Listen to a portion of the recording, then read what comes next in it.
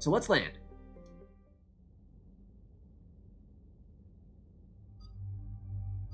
Okay, and so it is a Cerberus attack of some variety, and so we're expecting to, well, run into Cerberus. And so for that reason, we're probably looking to use, well, people who tend to go well against shields is usually what we're looking to prioritize when we're doing Cerberus. And so our previous time round for a Cerberus mission, I think we went with Garrus because of, well, his overall damage, but also his overload, which is certainly good against shields. And I think we did Edie because she also has overload. So I think we can justify that. I think it worked fairly well for us that time.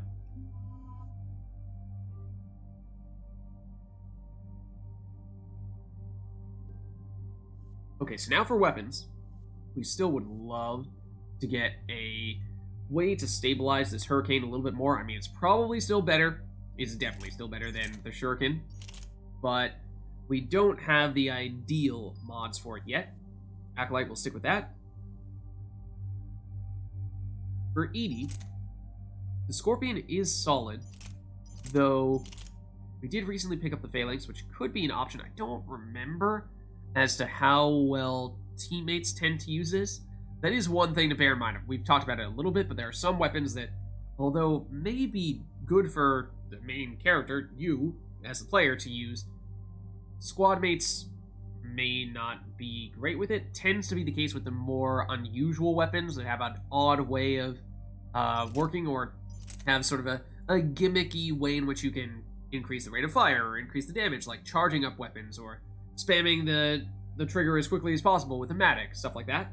So I think we might just stick with the Scorpion in that case, at least for your pistol. But similarly to us, I think we'll probably give you the Hurricane for your SMG. And the good thing for our squad mates is that they tend to do better when it comes to handling the kick on weapons, so Hurricane might not be as much of an issue for our squad mates. We'll use, yes, also the weight doesn't matter for them, and I think we were using Ultralight for us to keep our 200% cooldown. So let's continue to use the high caliber barrel in that case. I think that was the other one that we had for us. But for option number 2, was the, might have been the heatsink. Probably what we'll use for our second spot here as well. Otherwise it's that or the scope. But I'm not really sure that makes a lot of sense in the Hurricane. So sure, we'll do that. Then for Garrus, I think it remains unchanged. Once again, at some point I will double check as to whether it's technically preferable to go with the extended barrel, the piercing mod, or the magazine upgrade. This magazine upgrade is not a direct damage upgrade, but because the Typhoon ramps up over time and increases its damage when it does so, having a larger clip means you have more time which you're firing at that ramped up rate and therefore dealing more damage. Probably not going to big factor against small enemies that, after hitting them a couple of times, are going to go down anyway, but against bosses, that's where it may start to make a difference. So, okay, I think we'll stick with that. Then for upgrades. We were talking about this before. We did level up near the end of Chuchanka, and so we do have now 6 skill points to spend here, and that probably means we'll be looking to increase our fitness to the max level here to get more health and more shields. Look at the before and after. We're at 725 right now, so if we do this, and it's 1025 and 850, so that's good stuff. Then Garrus also has 6 points, and that is something we were waiting a long time to get to, because we did really want to get his piercing for his armor piercing ammo.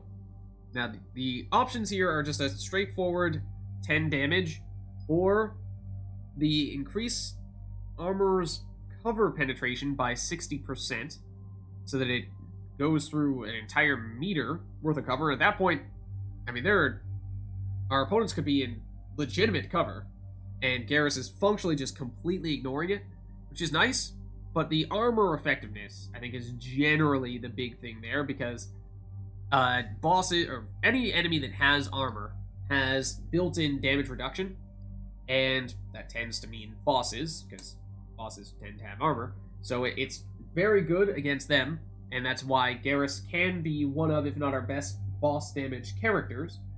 And it's just a matter of, since we already do have that coming from several other places, is that necessary or is that overkill for him? And I think we'll probably still go for it, though. I think it is probably still worth it. So let's go that route. Let's go that route. So yeah, 75% armor piercing is pretty sweet. I mean, he's almost completely ignoring it at that point. Or at least it's going to be so similar that to normal damage that it's not going to matter much. And actually, the Typhoon does have I think it's a 50% damage boost against any type of protection. And so basically means that I think with that, he'll be dealing more damage to armor than he would be to health anyway. So really nice. Then Edie. 5 points for her does mean we could get the next level of Unshackled AI, which means we could go with tech damage. We definitely prefer that over weapon damage because she is not really a weapons character, unlike Garrus. That's an option. Alternatively, we have not invested any points into Defense Matrix for her. That is a good ability. It's just that it takes a few levels before it starts to really pick up, because at the beginning, you get a 60% power penalty, which is unfortunate, especially for squad mates who tend to have longer cooldown times for their abilities. But it does give you the damage reduction and the ability to purge these shields for immediate shield restoration. You level it up more, you get the recharge speed, which is probably not the highest priority. More so things like the shields restored or the additional protection, and it's only once you start getting into rank 4 that that stuff starts to pick up more. So that's why the lower levels are a little meh. You'd kind of like to invest in this in one big chunk. I mean, you could purchase the first 1 or 2 levels and just never activate it. That is also a thing. Just wait until you actually get it up to higher level, where at that point the downside is worth it. Or well, there's enough of an upside that you can handle the downside, I should say. But we may just go the simple approach here. We may just start with tech armor, or rather tech damage. I think we might do that. It doesn't affect combos, which is important to bear in mind, but I think it is still probably the way to go. Okay, and that means everyone has spent all their points. That is a bit of a rare sight, but sure, we'll go for it.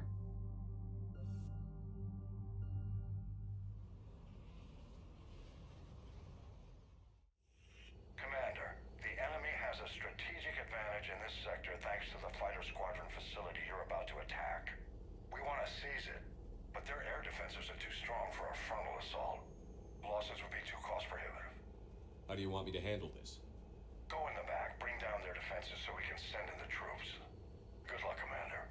I have visual contact. There's a small platform above the main landing pad. I can drop you there, but it's gotta be now. Let's do it. No, okay, let's do it.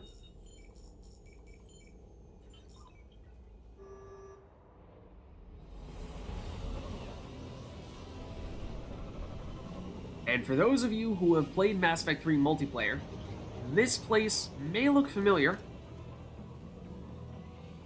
because this is Firebase White. Commander.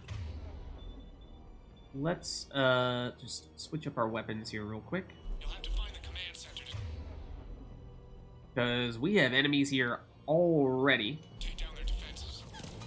Keep it and on. we are Command center. getting flanked already, it seems. We've got Centurions. That is a grenade. Didn't see exactly where it was. Oh, I was like, there is someone right on top of us. It's Edie's clone. For what it's worth. There's the grenade in question. I would like to see where the enemies are, please. Particularly the enemies that appear to be flanking us. Might just be that assault trooper. Oh, there's a dude up there. This guy, that is devious. That won't get you even if you try to fly down like that. There is no escape. That's Garrus, so there is all this cover here. That's probably more than a meter thick. I don't know. We were dealing damage to this guy. I don't know if Garrus was still the one that did that damage. We can probably just throw him for a quick solution. That was a grenade that he chucked as a parting gift. I did not appreciate that. that Centurion is going to be annoying unless we overload his shields.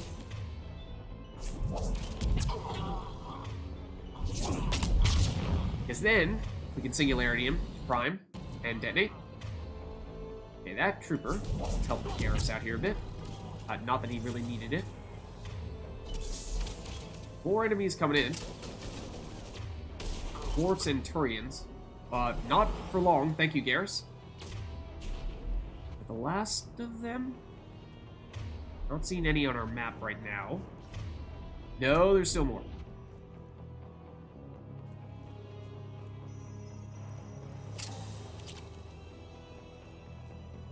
Hanging out up here, or are they elsewhere? Oh, yep, I think I found them. I think I found at least one of them.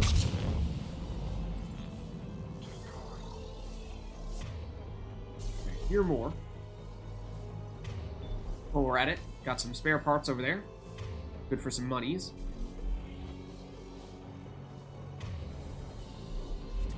And, well,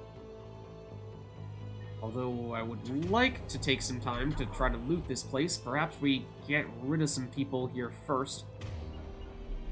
Understood. Oof. Hello, I would like to introduce you to the ceiling.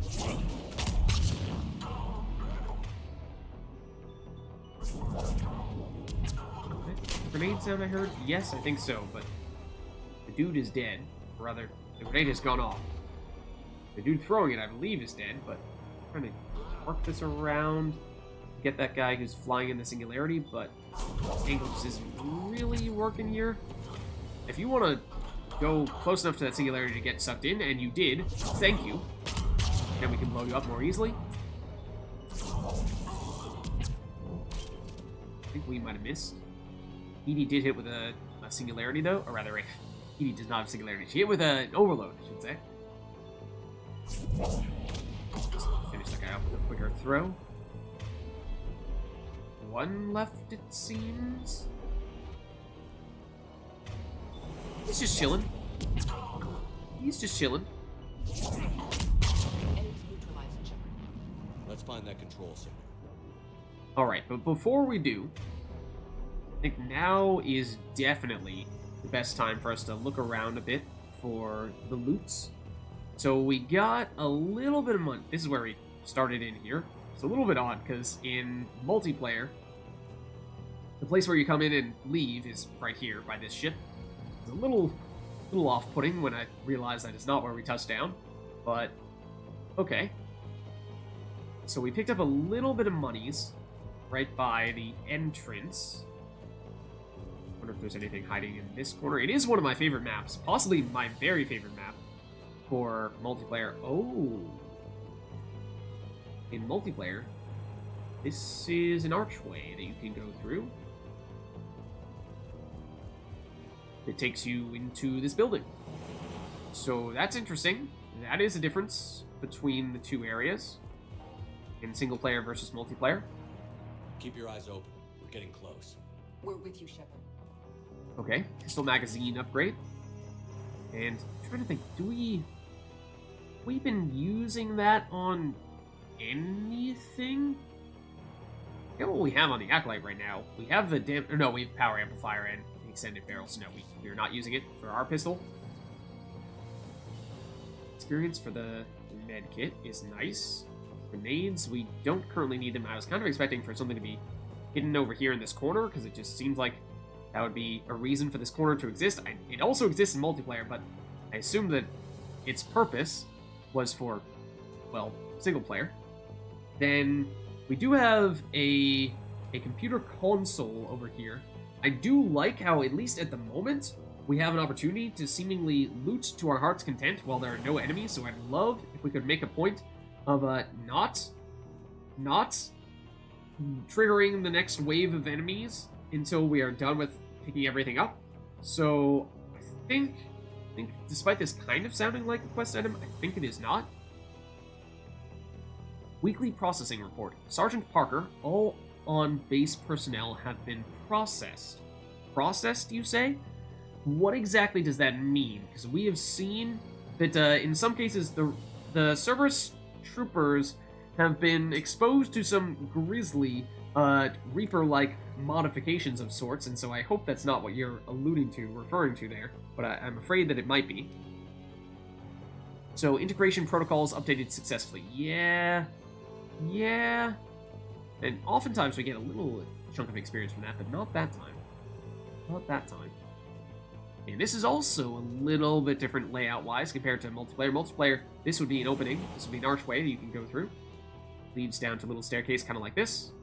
Alas, it is not the case here. This looks the same. Spare parts we can salvage.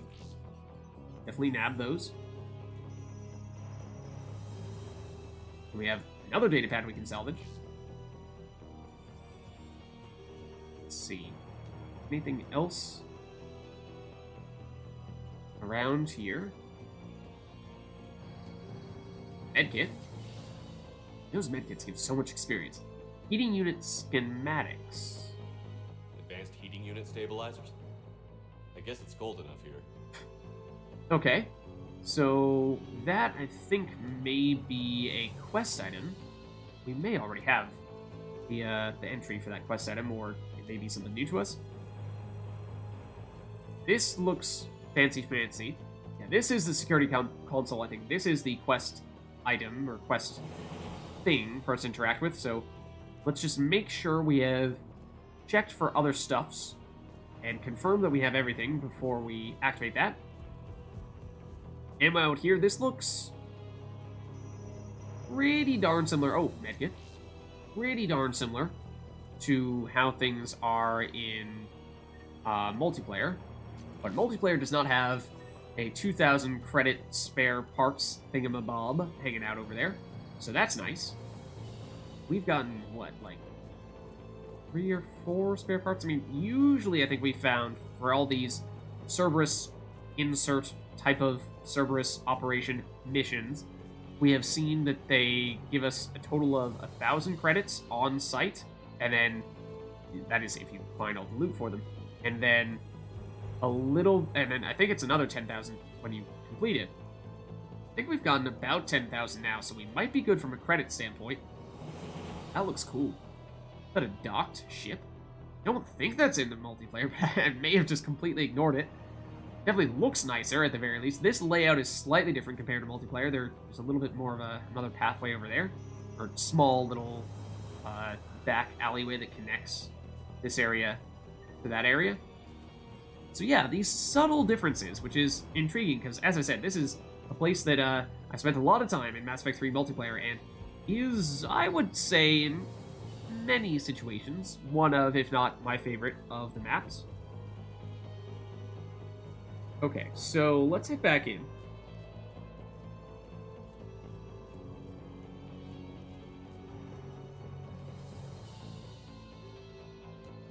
And I think we may have gotten everything else in here. So, can we save now? That'd be great if we could. Yeah, let's do it. And then we'll deactivate this security console. Damn it. This'll take a while. Commander, you've got enemies inbound and we can't wait. Someone's got to get those defenses down ASAP. Okay, so here's the thing. Somebody needs to get these defenses down. We can assign either of our teammates. When we do so, I think we have to act on the assumption that that person will be unavailable for at least a chunk of time. So, who is more disposable in this situation? Do we want to stick with Garrus or do we want to stick with Edie? I mean, both characters do have a shields removing ability, and so that is pretty important for us, having someone who can get rid of the defense that we are least capable of dealing with ourselves. Garrus does have more damage. Edie, what's the case for using Edie?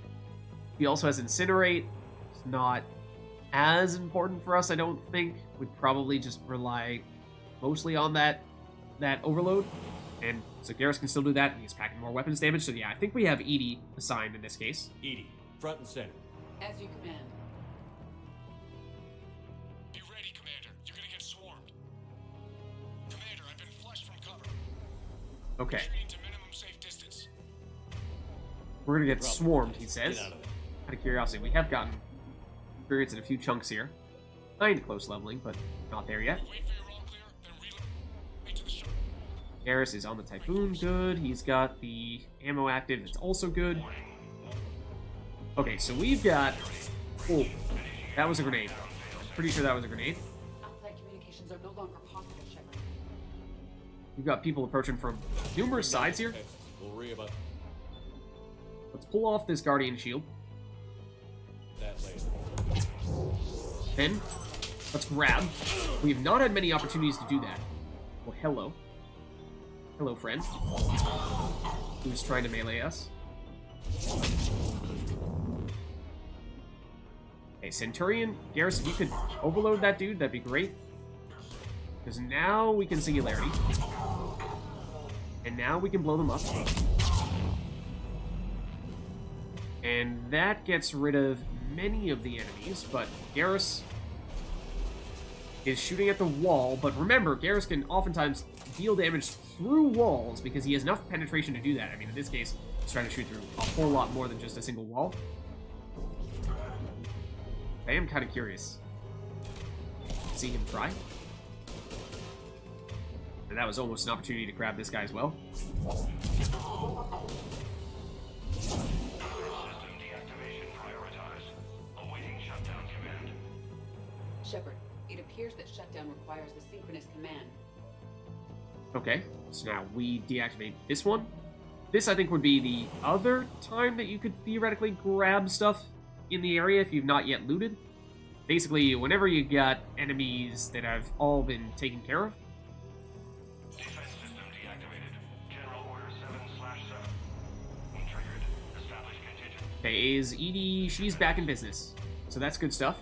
We do have more enemies here, though. Manual defenses to the landing pad. Shepard. And that's where we need Landing to pad, you say? Well, that's over here. And we've got some friends on their way, it seems. That's an engineer. Somebody is already shooting us. Garrus, if you want to, like, shoot people through the wall, that would be lovely. We kind of can't really get this engineer all that well from here. Centurion as well. Can we shock you while you're in cover like that? Not really. They're starting to swarm us from inside. It doesn't seem like they are. Okay, that, we just saw a little blue line of sight. That was, I believe, the sign of a nemesis, which is an enemy that we've seen on a few occasions, but not that often. It is the Cerberus Sniper, who deals a ton of damage with that shot. It's just, ooh, there it is. We can't really see anything through that smoke right now. Our teammates can fire through smoke much more effectively than we can, for what it's worth. We could try to flank around here.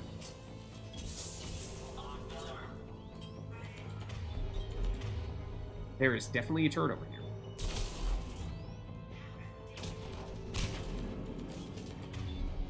Which would definitely... What? That didn't hit it? Excuse me. It will definitely fry us if we're not careful. That's kind of what it does. So the warp doesn't do that much damage against shields, but it does prime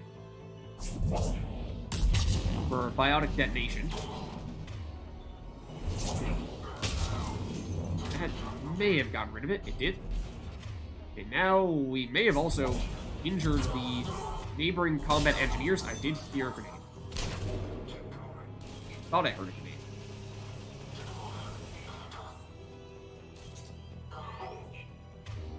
Okay, I'm surprised that that singularity is still going. So in Mass Effect multiplayer, we could have gone around this way to flank them from a slightly different angle.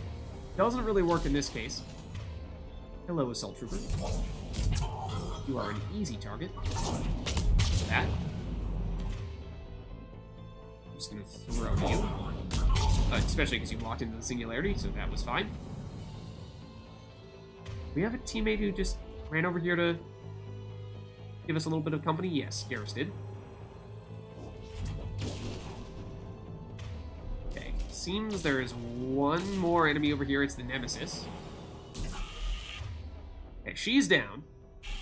Cortez here. Trying to break through the interference.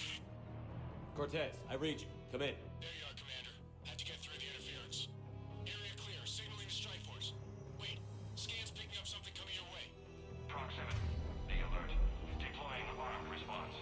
Oh? An Atlas, terrific. Oh! Everything you've got. Where? Over here by the LZ? Okay, so defeat the Atlas. We have seen some Atlases before. It is the big mech that Cerberus has.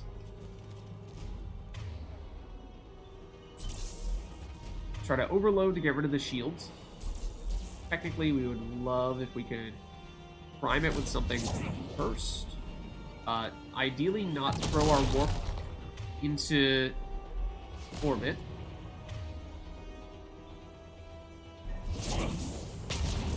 That, can't tell if that hit the wall in front of us, or if that actually hit the Atlas.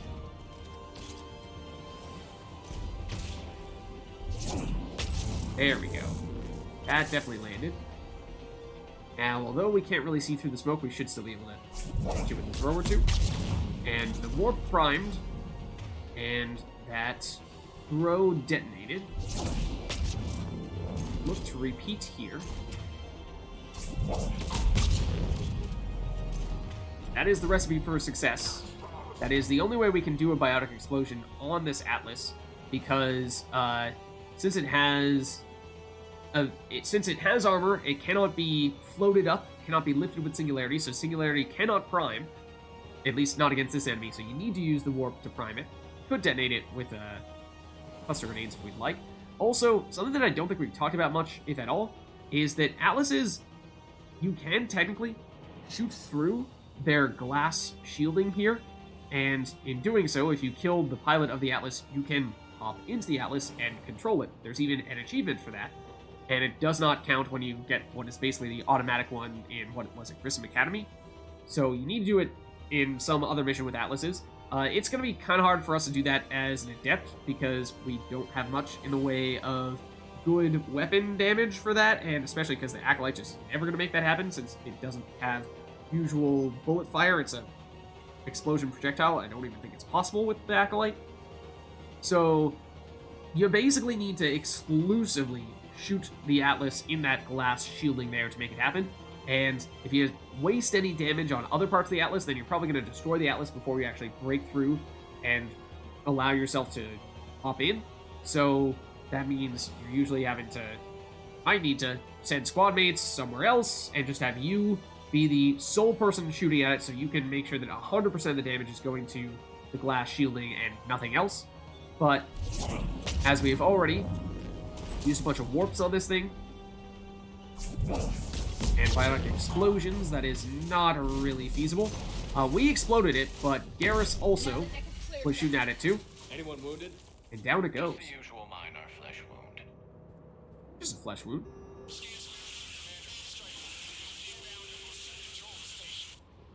Copy that, Lieutenant. Do we? And we level up.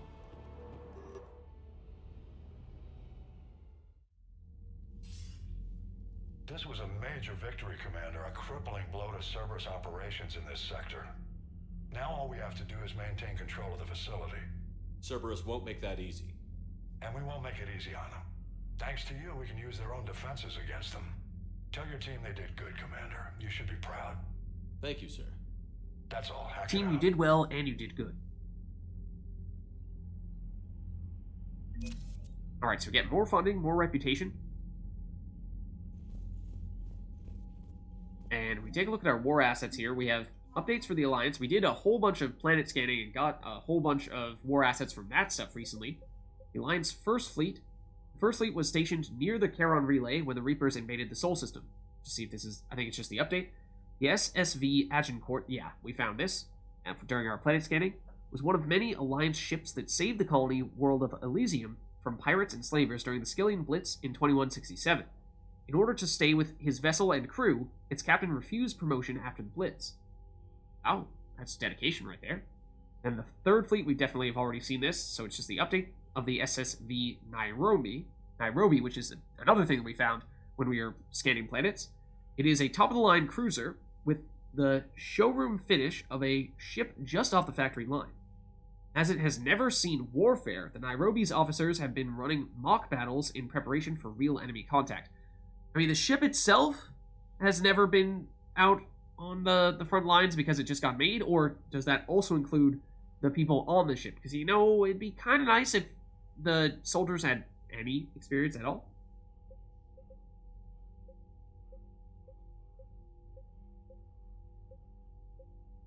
Oh, then Zoo's Hope colonists. Yeah, we picked these up when we scanned Zoo's Hope. The Asari Shiala was rescued by Commander Shepard from Thorian on Zoo's Hope.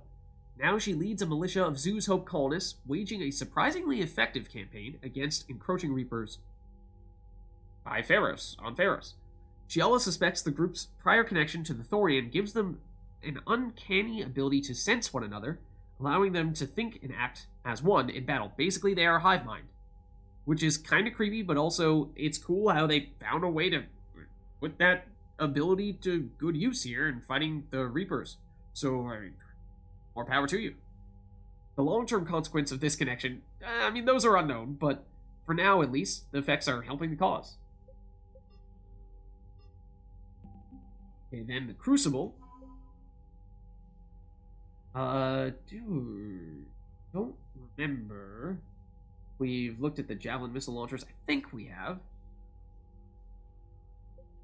We have the interferometric array, which is one of the things that we scanned previously, and I was like, I have no idea what that means.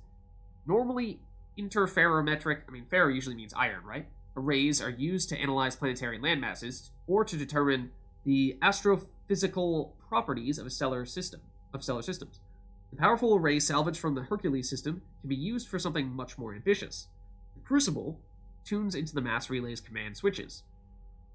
Installing the interferometric array into the Crucible systems results in a real-time map of the galaxy, including the position of each and every Reaper in the Milky Way. That sounds very, very useful. And exogeny scientists, which I imagine we got from scanning the Pharos. Did we get? No. We got this one from reading the email from Shiala. The Exogeny Corporation helped fund colonies all over the galaxy in exchange for a share of any natural resources found by settlers. Zoo's Hope was one of the richest claims.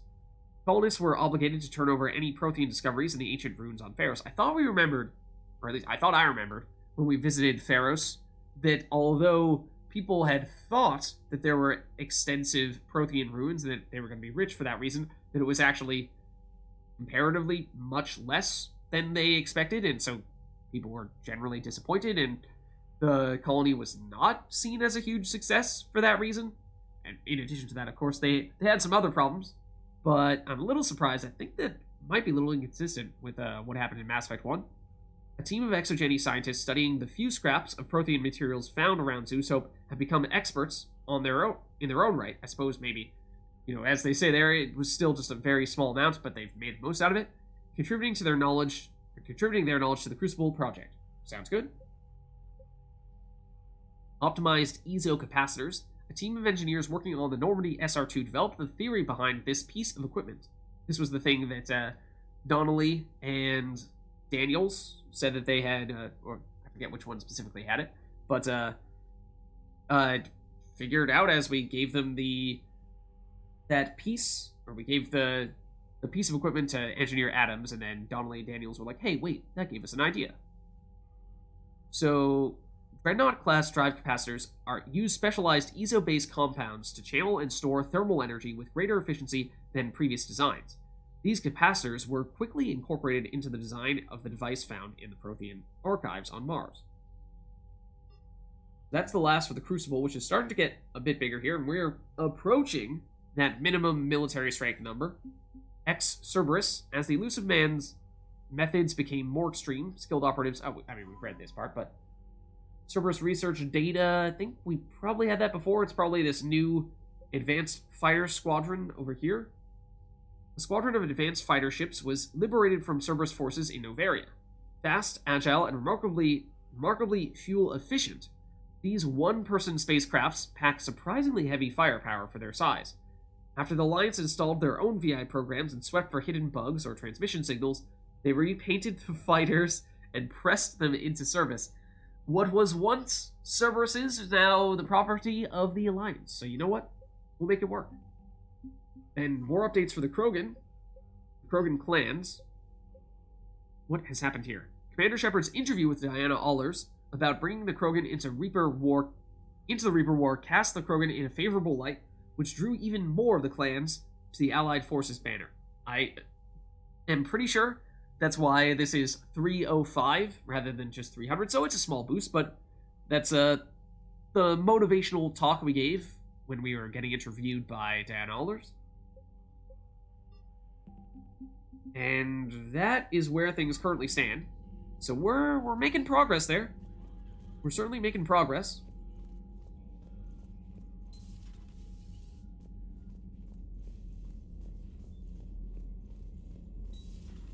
I had a buddy who got discharged. Category 6 after Eden Prime. F6? Damn. Well, if I'd been on Eden Prime, I'd have lost it too. He fought it, said he was still fit for duty. Last thing he told me was that he was joining Cerberus. Oh, dear. Well, I think we can probably guess how that turned out then. Commander, there's a new message at your private terminal. Oh, thank you, Trainer. It seemed like you generally have not been nearly as intent on informing us of that as, say, our previous yeoman was, Kelly Chambers in Mass Effect 2. So we have thank you from Jessica From. Dear Commander Shepard, my name is Jessica From. You saved my life on Benning. Oh, okay. I've lost so many friends in all this, but I find hope in the idea that their memory lives on in me. I know I'm just one woman, but I wanted to let you know that you're making a real difference. Bless you, Commander. Thank you, Jessica. Hope lives from Ernot Bakara, which I think we have now learned is Eve's actual name, or at least it may be the name that she's now adopted. Commander, I'm writing you from the Kelphic Valley on Tuchanka. I wish you were here to see this. I'm watching Krogan pour in from across our entire planet, so many of them that I've lost count. They've all heard the news. We are finally free. The age of suffering is over. Never again will Krogan be afraid to give birth. Never again will they fear the pain and heartache it might bring. While I don't know what fate ultimately has in store for my people, I can promise you, your decision to believe in us will not be in vain. We will fight the Reapers for more than glory. We will fight them because we know there is a future for us after victory. The rest of my life will be devoted to traveling to Tuchanka and speaking aloud the words no Krogan has heard for nearly 2,000 years. There is reason to hope. This I owe to you, Commander. This I will never forget. So a nice message from Eve as well. I mean, we can see if our squad mates have anything else to say to us. I mean, that was a relatively minor mission that we just did, so I'm not sure that they will, but we can try. See if there are any updates here. Damn, I could really use something to shoot right now. Joker, you tend not to do much in the way of shooting. And Edie is back up here. Commander?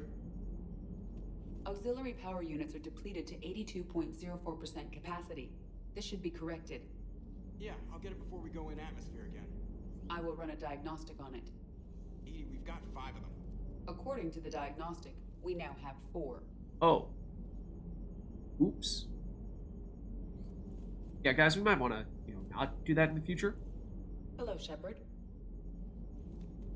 Not the running the diagnostic part, I mean, like, losing the component.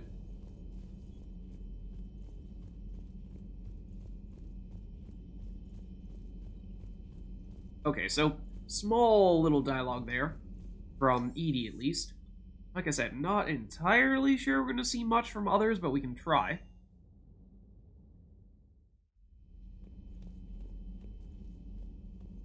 Always forget, I don't think we have anyone in either side here.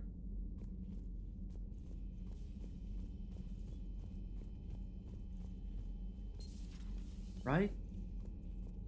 Both empty. Okay, wait, hold on. How did I not notice the crazy light show that happens over here before? Because that's pretty sweet. Is this a tanning bed? Or is that like a... I think that's supposed to be a chair of some variety. I think it loops back up in the back there. What is this supposed to be? It also, from this angle, looks a lot like a American football helmet. So that's also odd. But, you know, maybe best if we just don't ask too many questions about that.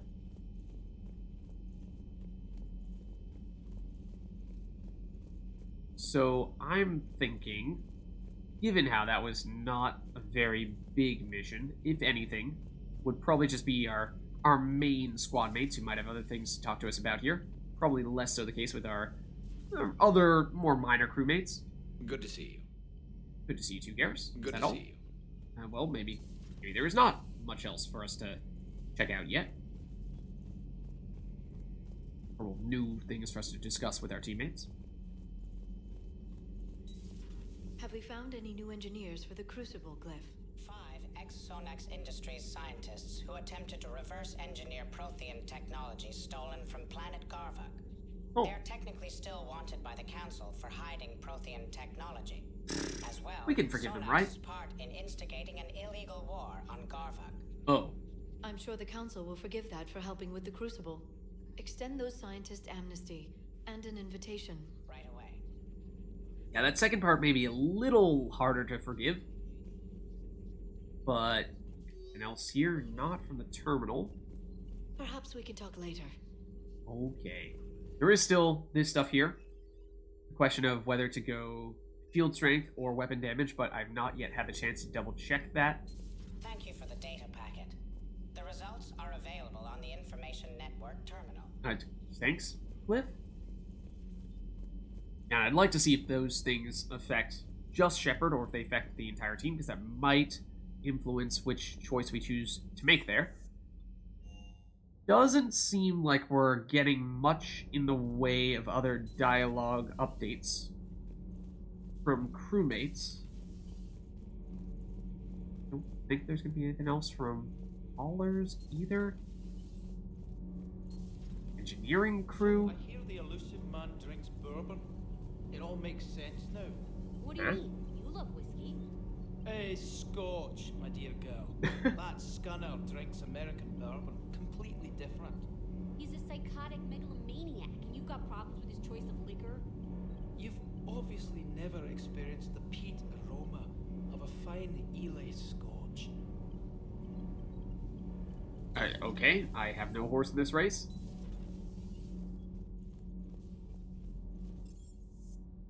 And then, I mean, I guess we can try for James and... Hey, our K9 is no longer playing dead, so that's probably a good thing. Do you hear that hum? Is that just me? I've heard this before from James. Do you hear that hum? Is that just me? So I think we may be good here. One thing that we just have not done at all thus far is upgrade weapons here. We do have pretty sizable amounts of credits at this point. Over 100,000, so you could make the case that if there is a specific weapon that we are very fond of, that there might be a time, this might be a good time, to make these upgrades. For things like, thinking about the Typhoon, for example, is definitely something that we're going to be leaning on pretty heavily, have already used it a lot, and will use it a lot more in the future. Likewise with the Acolyte. I dislike how it just so happens that the weapons that we are using are the most expensive ones to upgrade. Okay, the Claymores, technically, but yeah, okay. I mean, so I think the Typhoon would be the thing that we would be most justified in upgrading, because yes, we do use the Acolyte in theory, however, it is not a weapon that we fire all that often, because we're usually using our biotics instead, so, or at least that's our primary source of damage. So I think Typhoon, sure, we can throw some monies at this. And then I think it gets, yeah, a little more expensive with subsequent upgrades, but still not too bad. And when you do these upgrades, as we see here, it improves the damage, ammo capacity, and weight. And so the weight doesn't matter for squad mates, so that's not a huge deal to make that upgrade. The ammo capacity for the Typhoon is not a huge deal. Actually, I don't know. When they say ammo capacity, I think it affects... I'm just trying to think back to multiplayer as well. Yeah, it should affect the clip size, which does affect squad mates. Squad mates do have infinite ammo, but they do still need to reload once their clip runs out. And as we've said before, the Typhoon, especially against bosses, it's great when it has a longer clip size, larger clip size, because that means that your firing it longer when it has the ramped up rate of fire, which deals way more damage. So it's helpful in that way. Obviously, the damage is good for both squad mates and for Shepard. So let's do that last upgrade there. I think... Oh, no, there's one more. Okay, this one's getting pretty expensive, but I don't think we can go any higher than that. Yeah, rank 5 is the most we can get for any weapon here. In multiplayer, weapons can go up to rank 10. I think you may still be able to do that in the campaign, but you can only do it on a New Game Plus, if I'm not mistaken. That is one benefit to doing New Game Plus, and so, at least as of right now, that is pretty much the highest damage we are going to be able to get on the Typhoon. We could upgrade the Acolyte. We could potentially upgrade the Hurricane. It's surprisingly cheap. Wow.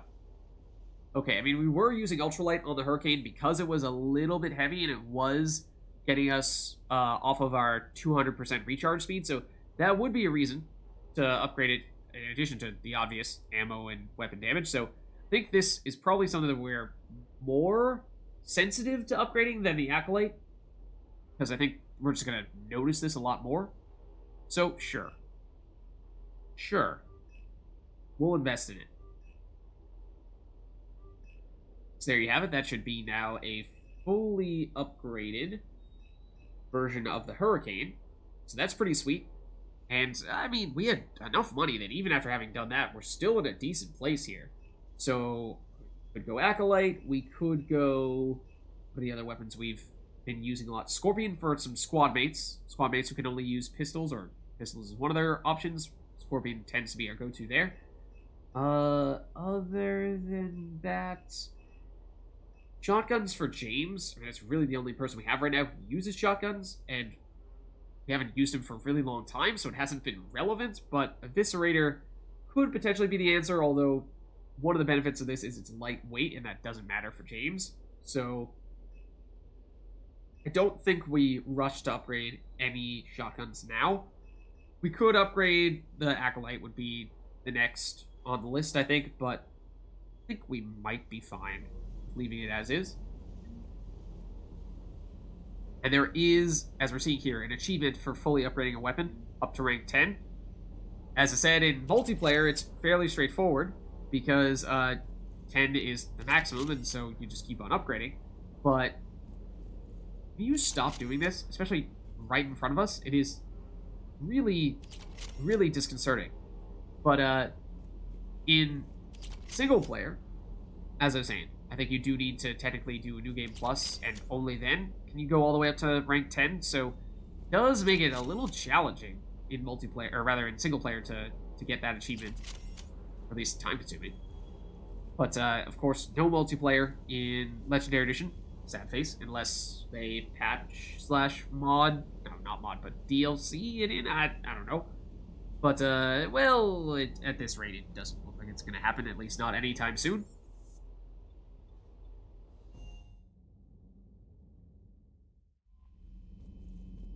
Anything else, Trainer? Commander? Doesn't seem like it.